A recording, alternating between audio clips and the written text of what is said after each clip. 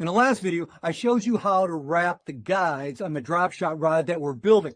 In this video, I'm going to show you how to apply the two-part epoxy. We're going to add the tip top. We're going to finish off this drop shot rod. Before I apply the epoxy, I have to mix it. So for this build, I'm using a Generation 5 two-part epoxy. Now that I've added both parts in a mixing cup, I'm just going to mix it around. I usually try to count to about 100. I'm going to try to get most of the bubbles out of there the best I can. Sometimes heat helps with that. But the one thing about the Generation 5, it's got great bubble release. So this is going to make the finish on these guides look really good. I usually apply 3 layers of epoxy. So on the first layer, I put that on a little bit heavier than the other 2 layers. I want to make sure that it soaks through all that thread. Again, remember, when I do these videos, this is how I do it. This is not 100% set in stone. This is just works for me. Again, I'm going to highly suggest to you that you watch more of the rod building videos on Mud Hole so you can develop your own style and your own way of doing things.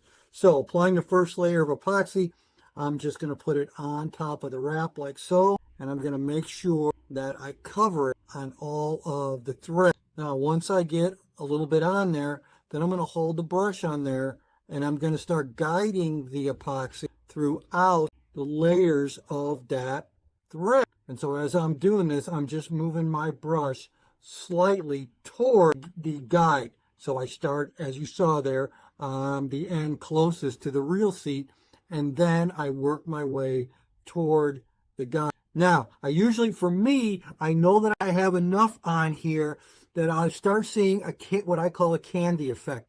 It will start shining really good. That means that it's all, to me, that it shows that it's all on top of the thread, and that is going to be a good place for me to let my first layer of epoxy dry. That's really good right there.